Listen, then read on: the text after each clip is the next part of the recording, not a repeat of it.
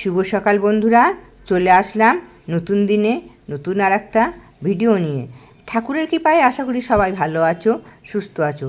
সকাল সকাল চলে এসেছি এক পেতে ফুল নিয়ে। ফুল আমার তোলা হয়ে গেছে, এই দেখো চলে আসলাম তোমাদের সামনে। ফুল নিয়ে ভাগ করে নিয়ে পুজোগুলো দিয়ে নিই।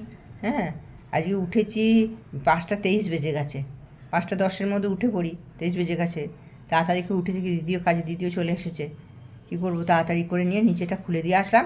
খুলে দিয়ে এসে জামা কাপড়টা ছেড়ে ঠাকুরের কাছে একটু শান্ত হয়ে বসে ইষ্টভীতি করলাম। তারপরে প্রার্থনা করলাম। ঠিক সময় প্রার্থনা করেছি, প্রার্থনার সময়ও পেরোয়নি, আস্তে আস্তে করে করলাম। করে নিয়ে তারপরে হলো, আজকে আমার মঙ্গলবার আছে, বজরংবলী মন্দিরে পুজো দিতে হবে। তাই এই যে ঠাকুরকে সবসময় ঠাকুরকে ধরে থাকলে আমাদের মনও ভালো থাকবে, মনে শান্তিও থাকবে। এক জায়গায় ঠাকুরকে এক দাদাভাই জিজ্ঞাসা করছে, ঠাকুর মানুষের এত দুঃখ কষ্ট কেন?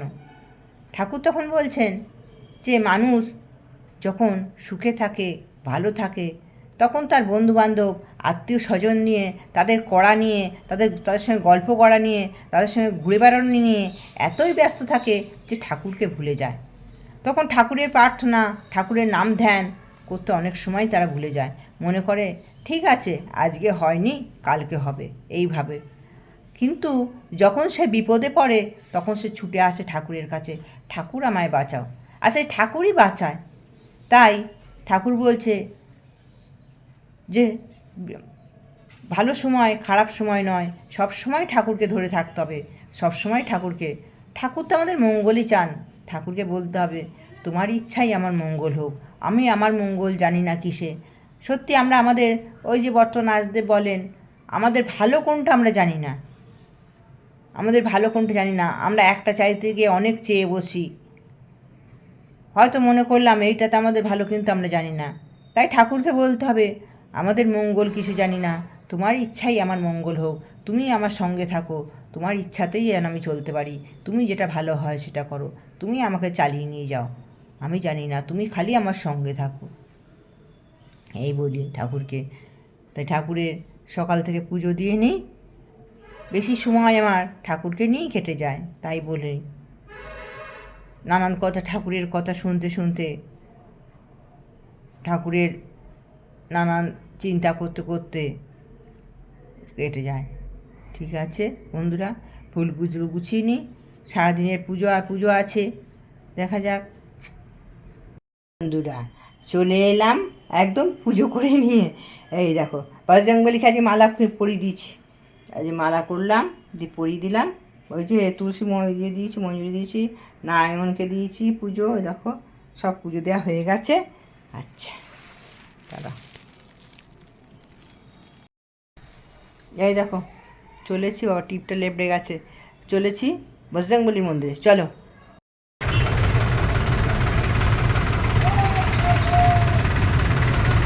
এই দেখো বজরংবলী মন্দিরে চলে এসেছি। এই ওপরটা দিয়ে দেখাচ্ছি তোমাদের, এখান দিয়ে এখন জাল মতন আছে তো, দরজা বন্ধ, তাই এখান দিয়ে দেখালাম। এই দেখো বজরংবলী মন্দিরে আমরা চলে এসেছি। এই দেখো রাস্তায় গাড়ি জাম্প লেগে গেছে। বন্ধুরা দেখো ঠাকুরের অল্প কটা বাসন দেখেছো, সব তেঁতুল দিয়ে চকচকে করে মাজলাম, একদিন অন্তর অন্তর মাজি। এইটা দেখাবো বলে ফোনটা আবার খুললাম। এটা কি বলো তো বন্ধুরা, এটা হচ্ছে নিম পাতা। এটা দিয়ে বিকেলবেলায় ধুনো দেবো, তাহলে ভালো।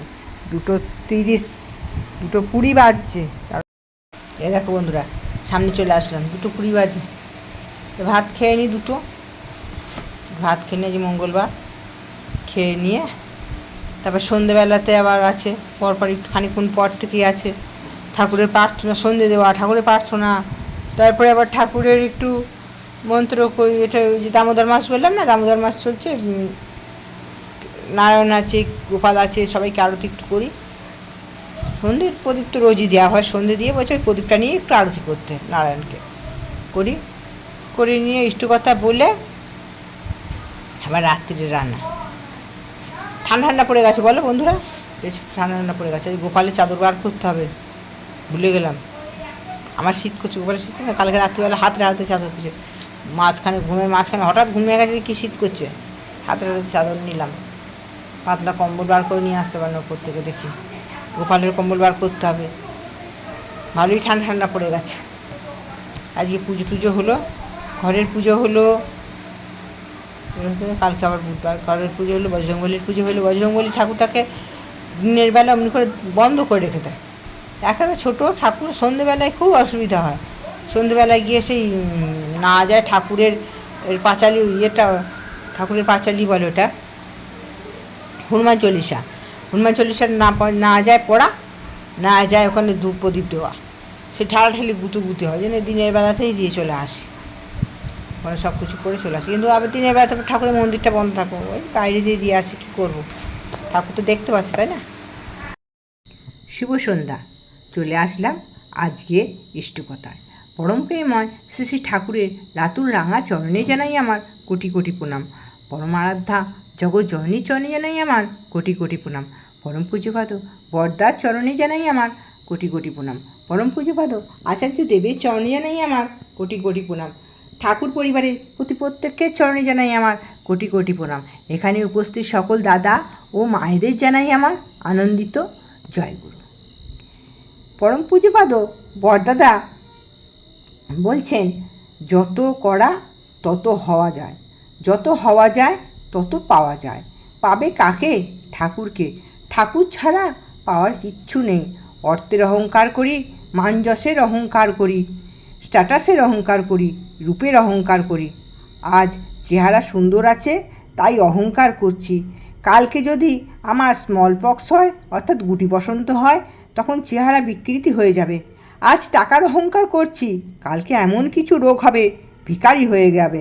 সবই আছে, কাল আজ আছে কাল নেই। পার্মানেন্ট হচ্ছে শুধু ঠাকুর, তাই ঠাকুরকে ভালোবাসতে হবে, ঠাকুরের হয়ে উঠতে হবে। আমি যা বুঝি তাই বললাম, এইভাবে চললে নিশ্চয়ই আনন্দ পাবে। সবার আনন্দে পৃথিবী আনন্দময় হয়ে উঠবে। হিংসা, মারামারি, কাটাকাটি সব থেমে যাবে। ঠাকুর প্রতিষ্ঠাতার জন্যে জীবন পরিপাত করুন, তার জন্য করার মধ্যে দিয়ে জীবন সার্থক হয়ে উঠবে। শ্রী শ্রী ঠাকুর একদিন পার্লারে বসে আছেন, সময়টা 4 জানুয়ারি 1963 সাল। সঙ্গে বসে আছেন প্রফুল্ল কুমার দা, জ্ঞান গোস্বামী, রেবতীমোহন বিশ্বাস। নানান বিষয়ে আলোচনা চলছে, তার মধ্যে ঠাকুর বলে উঠলেন, 1 অ্যাপেল এ ডে, তার মানে প্রত্যেক দিন একটা আপেল। তারপরে জানি না, তখন রেবতীমোহন বিশ্বাস বলে উঠলেন, an Apple a day keeps the doctor away, মানে প্রত্যেক দিন একটা আপেল খেলে ডাক্তারের প্রয়োজন হয় না। তখন ঠাকুর জ্ঞানদাকে বললেন, জ্ঞানদা আপনি রোজ একটা করে আপেল খাবেন। জ্ঞানদা তারপর থেকে ঠাকুরের কথা মতন আপেল খেতেন। ঠাকুরও রোজ জিজ্ঞাসা করতেন, জ্ঞানদা আপনি আপেল খাচ্ছেন তো, আজকে খেয়েছেন তো? জ্ঞানদা কোনো দিন বলতেন হ্যাঁ খেয়েছি, কোনো দিন বলতেন না, মানে কোনো দিন খেতেন আবার কোনো দিন খেতেন না। এরপরে জানা যায় জ্ঞানদা লিভার ক্যান্সারে মারা গেছিলেন। জ্ঞানদা যদি ঠাকুরের কথা মতন রোজ আপেল খেতেন নিশ্চয়ই অত তাড়াতাড়ি তিনি মারা যেতেন না। তিনি তো অন্তর্যামী, তিনি জানতেন যে তার লিভার ক্যান্সার হবে, সেই জন্য তিনি আগে থেকেই বলে দিয়েছিলেন জ্ঞানদাকে যে আপেল খেতে। আপেল খেলে পেটের যত সমস্যা দূর হয়ে যায়, যত পোকামাকড় সব বেরিয়ে যায় এই আপেল খেলে। সেই জন্যে ঠাকুর তিনি জ্ঞানদাকে বলেছিলেন যে রোজ একটা করে আপেল খেতে। এই আপেলটা খেলে তার লিভার ক্যান্সার বাড়ত না, তিনি অত তাড়াতাড়ি মারাও যেতেন না। এই রকমই ঠাকুর, তিনি ছিলেন সবাইকার দিকে তার লক্ষ্য ছিল, কার কিসে অসুবিধা, কার কোনটা কী লাগবে, তিনি সবসময় সদা জাগ্রত, সদা ব্যস্ত থাকতেন। এই বলে আজকের ইষ্টকথা এখানেই শেষ করলাম। ঠাকুরের রাতুল রাঙাচরণে সবাইকার মঙ্গল কামনা করি। সবাই ভালো থাকবে, সুস্থ থেকো, সবাইকার ভালো হয়ে উঠুক। জয় গুরু।